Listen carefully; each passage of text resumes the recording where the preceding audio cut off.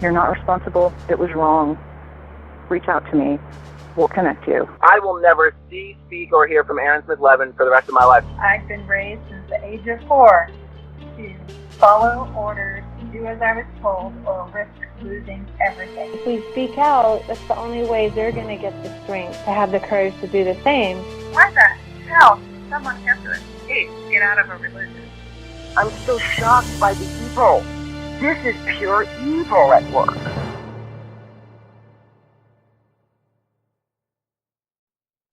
Here with a special extra come get some culture. That's right. I actually sat down and I tweeted out to my audience and asked you guys, do you want more Scientology coverage? And you overwhelmingly said yes. There was like 2 no's, and I know who they were. But you guys wanted more, and I sat down and I sent an email out, started communicating, and I got Chris Shelton to agree to come on the show. And this is before the events of last week transpired and unveiled itself the way it did. So it's real interesting to get him, and I had that opportunity to speak to him. So that's what you're going to hear today. It's part 1 of a two-part extra edition of Come Get Some. There'll be another one next Friday with the continuation and the conclusion of my conversation with Chris. I don't want you guys to forget my regular Come Get Some show. Day 45 just aired yesterday. It was a Donna Hare UFO experiencer. We kind of compared notes, and we kind of got to know her a little bit better, and we're just scratching the surface. So please don't forget to check out Donna Hare's series of interviews started yesterday. That'll continue Thursday next week. But right now, again, I had an opportunity to sit down with Chris, and here's how that conversation went. Stay tuned to the end to hear a preview for next week's extra edition, part 2 of Chris Shelton. Here we are. Okay, so in this wacky world of Scientology, where there's a lot that we don't understand or we can wrap our minds around, the one word that comes to mind to me is surreal. And in these surreal times, sometimes it's good to apply something called critical thinking. And to help me sort that all out is a man who you may have just seen recently on Leah Remini's Scientology The Aftermath. He's the author of the book Scientology A to Xenu, the insider's guide to what Scientology is all about, and the host of his own YouTube series, Critical Thinker at Large. Please welcome to the show, Mr. Chris Shelton. Hey, welcome to the show. Hey, thank you. Yeah, so how are you doing? Is anything new going on? Oh man, there's always something new going on. I post 3 times a week on my channel. I have my own podcast. I just posted today. I've been doing this ongoing series of videos deconstructing this academic apologetics about Scientology, and it's never a dull moment. Oh, let me tell you, now this whole thing with Scientology, with social media, with the Leah Remini show, with your series and different podcasts, it's a fluid thing, this whole subject, to the point to where I have restructured the general basic outline of today's conversation 3 times. It's changed that much since we arranged the interview, There was the hey, I'll come on your show, then there was Leah Remini, and then there was this video that came out, which I don't want to give it too much attention, but I want to talk about it a little bit, just in the way that we knew it was coming. We knew it was coming. Yeah. And I don't want to make fun of it. No, not at all. I've been a critic for 3 years. I've been out of the Church of Scientology for 3 years now, and when you start down this path, that this is where it's going to lead, because Scientology, got its DNA, it's in its nature to overtly attack its critics. And so I knew that I was going to, have a website eventually, or have, them badmouth me on a public forum and that sort of thing. And you go, okay, well, this is what it's, this is the trade-off of helping people, exposing what they do, and trying to get the truth out there, and so it's like, okay, that happened. That happened. It's so surreal to me in a way that you see these family members, ex-wives, sons, daughters, speaking out about their family members, Mike Rinder's kids, Mary Khan's kids, your ex-wife. And the thing that really strikes me about this is, put yourself back in your Scientology days, when you were working, you were on staff. I was on staff, and then I was a secret member. Yeah, I worked professionally for the organization for 25 years. Okay, so changing history, there was the potential that may have been a time where a family member of yours may have left before you, and you felt compelled that they turned their back on you. Is that a correct assessment that could have happened? Well, that could have happened. I mean, it didn't go down that way. But I think the best way to explain this for people is that, I was very much in love with this woman who was my now ex-wife for 17 years, right? Right. And she was amazing. She's a really, really nice person. Her name is Sunny, and that is what she's like. She's a very sunny person. And so to see her, in a video where she's basically trash talking me for 4 minutes, it's hurtful, it's surprising, that sort of thing. But I understand the position that she's in. You don't see the machine guns that are sort of symbolically pointed at her off camera. You know what I mean? I don't mean literally, but she's under a lot of pressure and threat of duress if she doesn't comply with the church's wishes to say those things. And a friend of mine watched it, just kind of cold. I didn't say anything about it. And her takeaway was, wow, it looked like she was really struggling to remember her lines. Yeah, you know what? I didn't finish watching it myself because at this point it falls so hollow to me. That's exactly the case. And so and they have their prearranged lines that they wanted her to say and things they wanted her to comment on, and so she did. And they dolled her up. I mean, they did her hair, they did her makeup. They probably spent more making that video than they've paid her in 17 years of her time in the Sea Org. Right. Because when you're in the Sea Org, you're making something like $15 to $30 to $40 a week. Right? The whole week. So, yeah, the whole week. But you're paid every week, and you're paid an allowance, pocket change of, at most $45. And there were many, many, many weeks of no pay, half pay, quarter pay. So they're spending more to make this attack website or a page about me and producing this video about me with her in it than they are paying her for the entire time she's been in the Sea Org. And it's just a comment on where Scientology's values are at. So you don't even feel like brainwashing's involved. You don't think it's like, hey, we promise you free courses, or we'll make you go up the ladder or up the bridge faster to enlightenment. You'll get to the next OT level or get out of this dead-end job. You think it's threatening more than anything. No. It's threat and duress. It's Chris Shelton is a church attacker, and he's saying bad things about Scientology, and isn't that awful? And we're gonna show the world what a bad person he is. And so you're gonna say these things about him, and that's what's gonna happen, right? And then she goes along with it, because if she says, well, I don't want to do that, they're gonna go, oh, really? Well, what is it that you agree with about what Chris Shelton's doing? They put her on the spot. And then it's gonna be pressure on her, and then she's gonna get then she would receive what's called security checking, which is kind of an enforced confessional type of thing, and they're going to ask her a bunch of questions about what crime she's committed, that she would agree with me in any way for attacking the church, and it would just be very, very, very painful life for her if she didn't go along with what the church wanted. Yeah, so it's hurtful. And it's like that for every one of these people who makes these videos that you see in these attack sites.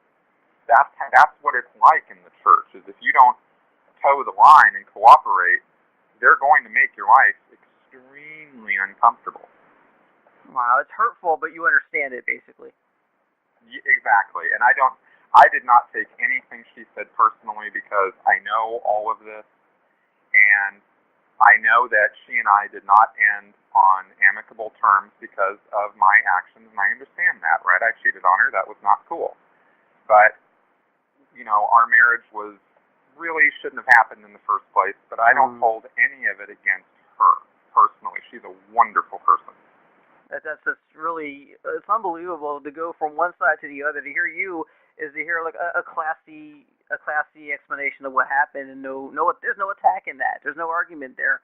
And what draws me to you, what I like about you and your videos, I found your videos a couple of years ago. You've been doing them for a while. Oh, wow. Yeah, about 2.5 years now I've been on YouTube. And they're kind of lectures. They're kind of lectures on understanding. It's almost like having a Scientology lecture, but the reverse. You're getting the de-Scientology lecture. Exactly. Well, Carl Sagan inspired me, and learning about critical thinking inspired me, and I thought that the best way to present this information was to do it from a position of reasonableness and logic, and here are the facts, and make a timeless message that will just communicate. Here's what this subject really is all about, and that I thought was the best way to change hearts and minds. And so far, it seems to be working. Well, you get more with honey than vinegar, right? Something like that. But a little bit. And also, there's not an appeal to emotion. You know, I'm not on the. There are people who have suffered greatly, and I have too, in my own way. But I thought that a more effective and longer term way of convincing people that Scientology is not something they want to have anything to do with would be to present it in a fact-filled, reasonable manner, rather than appearing on the screen very emotionally and crying and being very upset and that sort of thing, or being very angry. I can be those things. I certainly have reasons to be those way, but that didn't seem to me to be the right way to go about talking about this subject. Yeah. And so that's why you see me talk the way that I do. Yeah, I'm angry for you. I mean, if you look at it, maybe I'm wrong to do this, but I almost, and I know I don't want to make light of it, but when these attack videos come out against Mike Render and Leah Remini and yourself and everybody, I get a little giddy because I feel like their grip is slipping. I feel like it's working. Like what you're doing, what Leah Remini's doing, what Mike Render's doing. You know, they're getting to them. Oh, very much so. Oh, absolutely. And the thing that really is startling about the way they go about, attacking us critics, is it all hinges on a logical, what's called a logical fallacy, right? In other words, something that doesn't make any sense. Is they all hinge on name calling, on what's called ad hominem, and they just attack us. They don't take up any of the substance of what we're actually saying. They don't ever, talk about disconnection or fair gaming or the human rights abuses that go on in the church. They never address those issues, the crazy policies of the church, the wacky methodologies that they engage in. They won't go head to head on that stuff because they know that they don't have anything that they can defend themselves on with those things. They know they're in the wrong. And so all they can do is resort to basically a third grader's level of debate, which is just attack. It really is. I don't know. You said you were going to check out my show. I don't know if you heard my rant last week. One thing that really aggravated me about those videos is it almost sounds like when my kid is complaining about another kid at school. It's not. That's exactly why I say third grader bully. That's the Church of Scientology. It's just unbelievable. That's their level of discourse, and they have no church spokesman who will go on TV, who will go on radio anymore. They haven't had that since 2011 when they got rid of Tommy Davis. Nobody else is stepping up. They do the press releases, and those press releases, if you ever saw Jenna Miscavige go around with her book, or if you ever saw Leah Remini appear on any TV shows, I don't care if it's Dancing with the Stars, The View, Anderson Cooper, I don't care where they went for the interview. The statement would be read by Scientology, and whoever it was, the respectable person who's always in front of the camera week after week trying to make the solid, valid points for people to see, are rolling their eyes, and it's not a disgust at Leah Remini or Jenna Miscavige. It's because of how that press release is worded and how disgusting it is. Exactly. And I'll tell you quite straight that most of that comes straight from the mouth or pen of David Miscavige. I believe it. Of the church.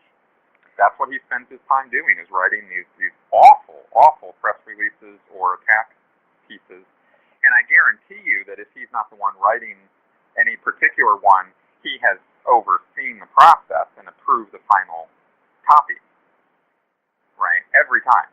Wow. He is the spokesman now, and but he won't go on TV, he won't go on radio, he won't come out and defend his position, and it's not like he's not articulate or well-spoken, or doesn't have an ability to do public speaking.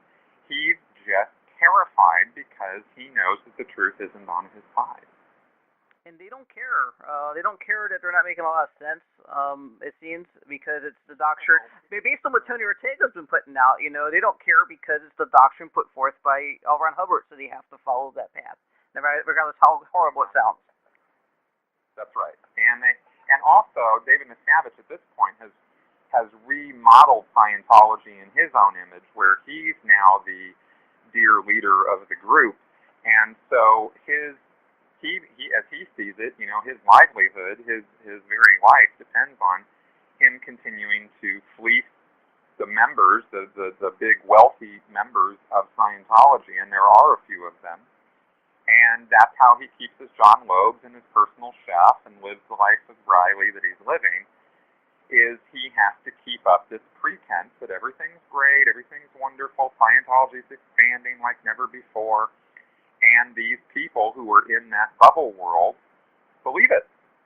They have lots of reasons to believe it because they have invested a lot of time and money in the effort of doing Scientology for a really good reason. Most of them just want to have a better life. They want to have a better family life, a better relationship, they want to be better themselves. And they bought into the idea that Scientology would give that to them. And David Miscavige takes 1,000% advantage of all of their goodwill and their willingness to try to help the world and help themselves, and he uses that to enrich himself and his own life, and he really doesn't care about anybody else. Wow, and you think the celebrities are buying into it as well, or do you think they just don't want to see it because they have such great lives because of their status? It's a bit of both.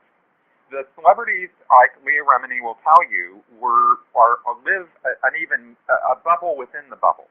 They are treated as VIPs within the world of Scientology, and they are very closely watched and very closely monitored to make sure that none of that bad news gets into their bubble, right?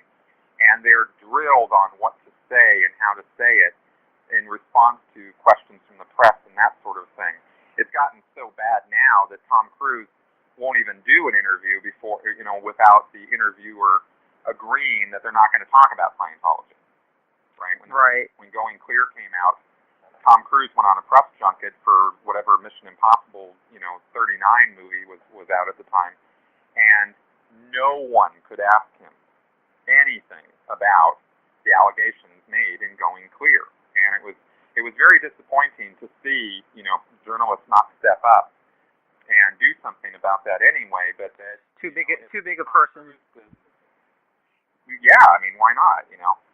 But they're kept in a very, very cloistered bubble world. The celebrities are, and they might hear something about abuses or about this or about that. But they're also indoctrinated in the Scientology mindset of ignoring the media. The media are a bunch of liars. They're a bunch of people who are only interested in money. They'll say anything to sell a story, and so when you have that kind of worldview that nothing in the media is true, then it's a lot easier to write that stuff off. I see that a lot. Scientology. Yes. And what's your source? The media? It's very hard to indoctrinate that. Yeah. Oh, man. And it seems like anything that can possibly, and this is something that was thought out by L. Ron Hubbard long ago, anything that could possibly point to something wrong with Scientology is immediately discredited in the entire idea of Scientology. Everything's wrong. Yes. Oh, yeah. Very much so. I want to give an example. I think it might be the biggest thing Scientology is against. I could be wrong, but psychiatry, right? Yes. So everything in psychiatry is evil and must be destroyed. There is nothing good in psychiatry according to Scientology. Now, here's the funny thing about that to me is they use psychiatric techniques in the auditing sessions and things like that. You know, they invented their own techniques as well. Between what David Miscavige has added, I believe, and what L. Ron Hubbard had. But the difference, if I can make a case for psychiatry, and even I have questions about some of the legitimacy of psychiatry, but if I can make an argument, in psychiatry, everything that you say, every win you get, when you call it a win, when you have some kind of progress made, every piece of dirt of you that ever comes out, no matter what your relationship is with that person, that doctor, that psychiatrist, that information is never going to be used against you. That same information is, and even worse, is brought out of you in auditing sessions, it'll appear, if I'm not mistaken. You can correct me if I'm wrong. And it's just held to be used later. No, they have warehouses.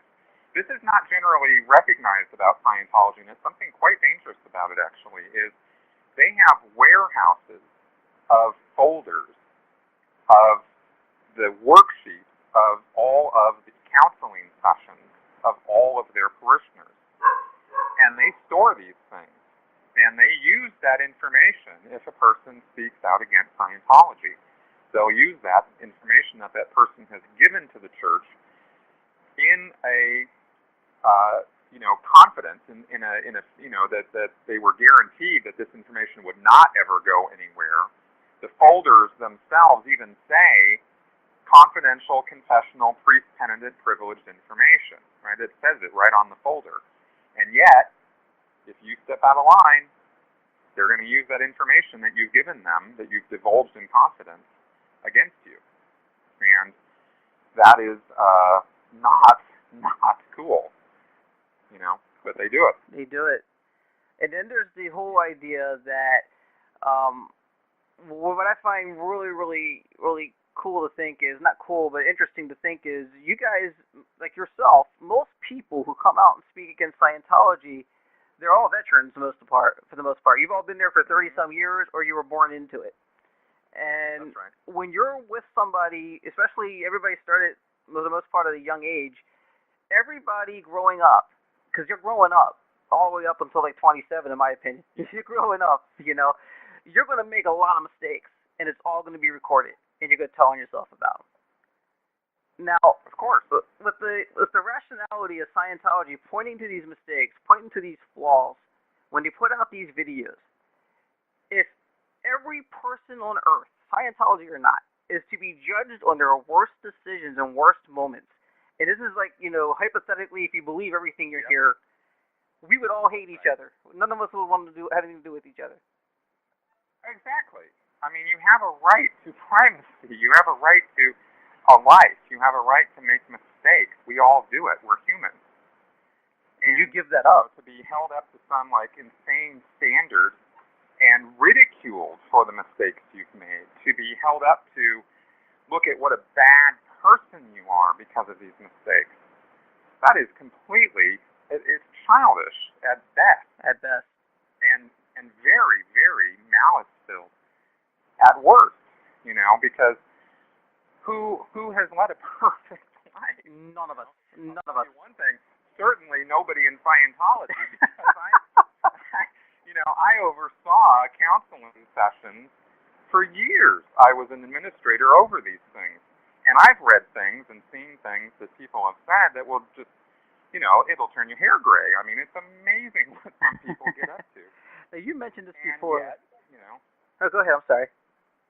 Oh, I was just going to say, and yet, they trust Scientology with those deepest, darkest secrets, and not realizing that they've actually signed contracts that information in those folders is not theirs. They don't own them. They can never have them. And the church is perfectly capable of using that information in any way it sees fit at any time. Right. And I think it would really give people, I'm stressing this because people really need to know going in, and Scientology does not make any of this clear up front, but people need to know up front what they're getting into if they go into this kind of thing. This is not, they call it a confessional because they like to, give it a religious sense and to try to tie it into the Catholic confessional, but it's it's way, way worse. Way, way worse. Absolutely. You know? It's unfathomable, and we see it, we witness it, and then we wonder why people get mad about it. So you mentioned before how long you were a counselor there, some earlier on social media, but I forget what the year was on it. How many years were you doing that for? Well, I oversaw all of the Western United States counseling, delivery, and classes and all that for 8 years. And prior to that, I had been in that position in Santa Barbara at the church there for many, many years. So I worked in Santa Barbara for a total of 8 years also. So I was involved with this stuff for a really long time. So was there any time during those years that you felt something wasn't right, or maybe you were making a mistake participating in this, or? Yes, very much so. Yeah, there were many times where that happened. The thing about, there's a lot of reasons why you stay. It's not a simple black and white thing. But, like, for example, lots of people don't like their jobs. And they stay because they need to make money. It's a stable job. If you want to go get another job, it's, you have a lot of uncertainty that you're facing. Well, imagine that times 100. And that's what it's like to consider leaving the C organization, that upper level group that I was part of. They're paying for your room, they're paying for your place to live, they're uniforming you, they're feeding you. So if you leave that, where are you going to go? What are you going to do? How are you going to have a life? There's all those very, very fundamental, just, quality of life type questions that come up. Yeah, a lot of people came in through. A lot of people came in through their youth, and even if they're brought in. Then there's the fact that you've been doing it all your life. And they tell you don't need school. Belief, that this is actually the greatest. This is the greatest thing you could be doing. You're actually saving the world. Even if you're just the cook or the janitor, you're contributing to salvaging the planet. Yeah. How they put it, right? Clearing the planet is another way they put it. You're saving mankind. And there's a lot of statements made by L. Ron Hubbard and David Miscavige that reinforce that doctrine, that you are there saving the world.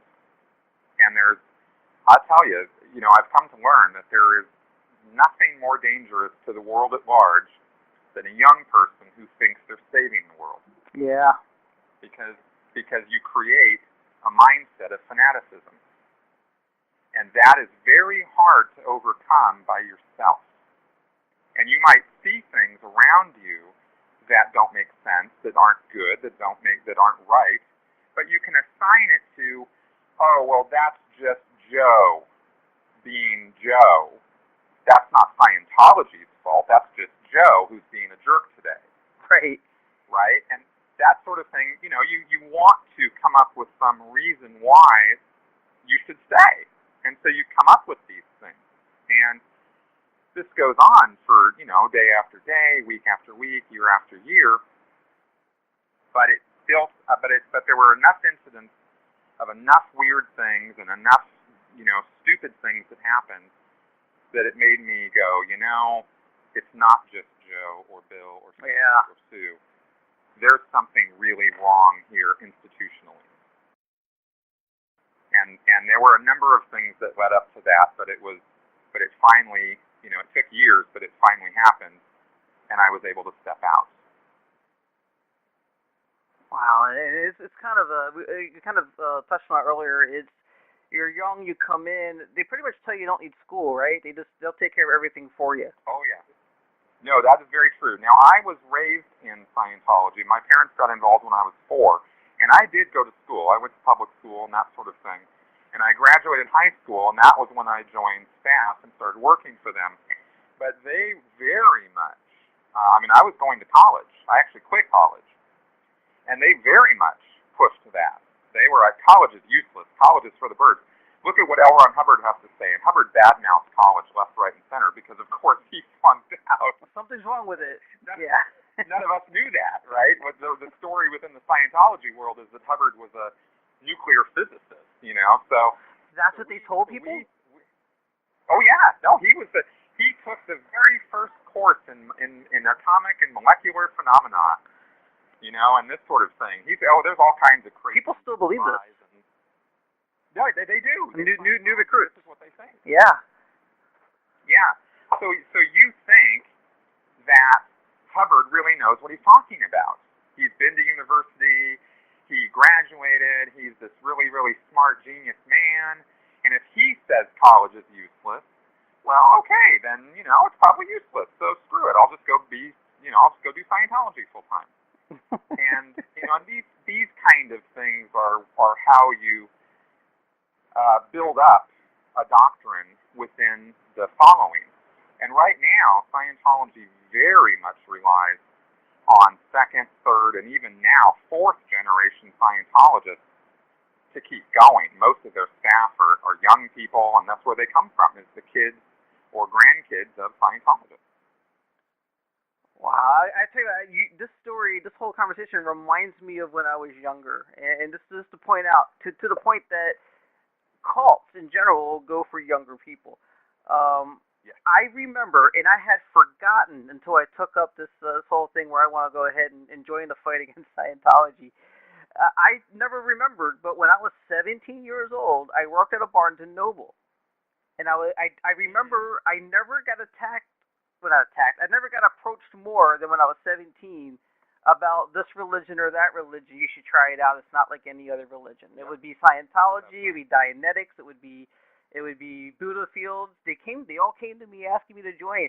The one I didn't join that I regret it because they've all cashed in by now is the Earthlink cult, because it turned out to be like a real corporation that made a lot of money. But Scientologists were involved with that. No, they weren't. Oh, yes, they were. Look it up. That makes sense. They freaked me out when they asked me, and I was always, maybe I was self-secure, maybe I'd already been through the whole naive phase, and I just didn't want to have anything to do with anybody because I didn't trust anybody. But I just always looked the other way. There was this elderly lady with the crazy eyes, right, holding up a Dianetics book, because Barnes & Noble had a whole table dedicated to L. Ron Hubbard's Dianetics. It was a big seller. Yeah. And this lady, this is I guess 1987 or something. This wide-eyed crazy lady hands me the book and says, "You need to read this." And I'm like, well, I don't know anything about it. Like, this is genius. This will make your life so much better. She basically was recruiting me while I was at work without telling me she's recruiting me. So I'm supposed to get that implanted in my head. And what do? This is what I did, Chris, is I went on one of my breaks, and then when you're working a bookstore, you get a break, you take a book back with you. I took a Dianetics book back with me, and I browsed through it briefly. And it was like a textbook, and that's what he calls it, right? He calls it a textbook of Dianetics. I'm looking at this thing, and this is literally what I thought at 17. I thought, this is way too complex and way too smart for my brain to handle. I'm not reading any more of it. Fast forward to 42 years old today, I look back at Dianetics. I wasn't confused by it because it was so complicated. It was gibberish. Exactly. I did the exact same thing. When I was 15 years old, trying to wade through that book. And I was a reader, man. I read thousands of books when I was a kid. I was voracious. And that book just confused the hell out of me. You thought it was you. I tried to read it. You thought it was you not getting there, right? Exactly. Oh, no, very much so. In fact, it wasn't until I was in Scientology for, I think it was 10 or 15 years before I finally got through that book. And, man, it was just a monster trying to actually make sense out of that book. It's horribly written. It's an awful book. But Scientologists are just, they get that wide-eyed look, and I honestly think that some of that wide-eyed craziness comes from the fact that they don't have a clue what they're actually talking about. They just bought into this, it's kind of the same as Deepak Chopra's stuff.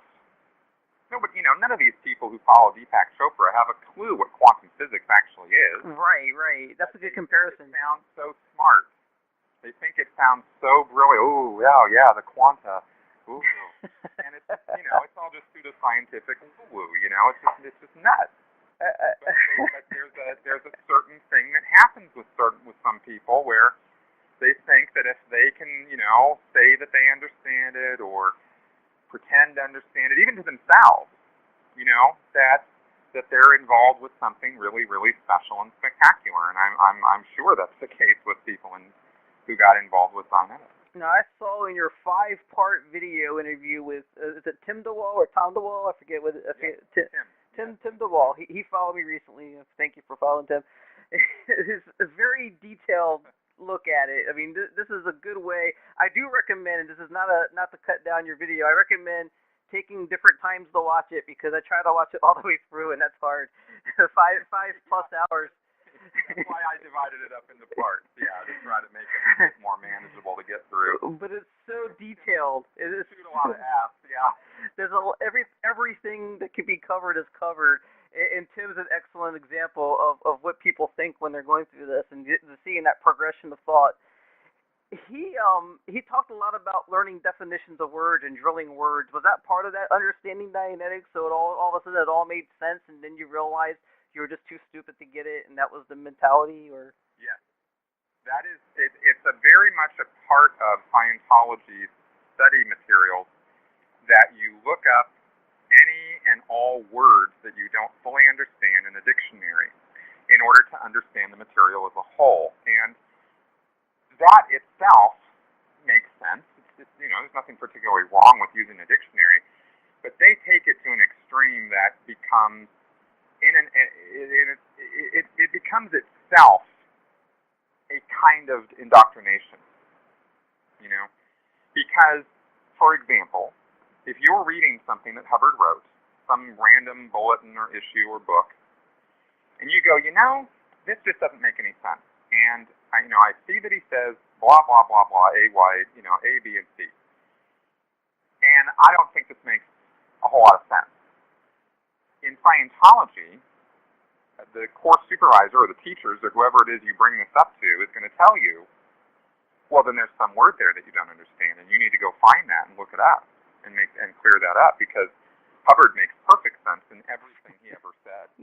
Everything's your fault. He ever wrote. So if you don't understand that, it's absolutely your fault, and this is how they make it your fault, is you don't understand some word or words or symbols that are used. You don't understand a semicolon. You don't understand a comma. You don't understand the word and. Something. There's something about that you don't understand, and you need to go find it and look it up and clear it up in a dictionary, and then it will make sense to you. And this is just repeated at you over and over and over again. And if you don't kowtow to this and agree to this as a Scientologist, you're going to find yourself ostracized pretty quick. Wow. Because you're expected to agree with everything that Hubbard said. You gave me an example of, basically. Yes. Oh, yeah. Very much so. But generally, what you'll find is that people will find some word or some symbol there. They'll figure it out, and they'll go, oh yeah, no, this does make sense now. Now I get it. And they, because they want to be part of the group, and they don't want to be ostracized, and they don't want to be considered stupid, and they don't want to be considered weird or out of step with everybody else. There's so many cognitive and psychological phenomena at work there to make people agree with what's going on in the group. And this is not just Scientology. I mean, this is any group. This is how destructive cults in general work. Right. But Scientology has more mechanisms and methods of control, subtle and some, most very, very subtle, some not so subtle. It has more of these than almost any other destructive cult out there. Some the Hare Krishnas, the JWs, the Mormons, whatever. These groups have, X number of control mechanisms, maybe 10 or 12. Scientology has like 200 or something. You know what I mean? It's amazing how refined their methodology is as a destructive cult, and people take this stuff apart all the time. Ex-members and cult therapists and that sort of thing. Well, if I can make a point of this is, the difference between organized religion, and I'm not saying I agree with any organized religions or that any of them are the answer, but at the very least, an organized religion, everybody who belongs to that religion for the most part. Most of these religions, the most recognizable ones, can't wait to spread the word. They can't wait to tell you everything about it. Scientology, everything's a secret. Well, yeah, and it's so interesting because as a Scientologist, they're actually a little frustrated about that. Like the actual active practicing Scientologists? Yes. When I was a Scientologist, it used to frustrate me to no end that we weren't shouting from the rooftops how great Scientology was. You know, the thing that actually got me on the internet looking at stuff about Scientology first was I was on the internet as a Scientologist. Hey, this is Chris. Thank you for checking out the YouTube version of one of my audio interviews. If you'd like to see more, leave in the comments which ones you'd like to see next. Believe it or not, this is not a cash-generating venture for me. I do this on my own, and it's a lot more work than it looks. So please show me that you appreciate the fruits of my labor by hitting that like button and subscribe and sharing with as many people as possible. That, in turn, will inspire and encourage me to do more faster and get it out there for you here on this YouTube channel. Otherwise, as usual, stay connected. And that about sums it up.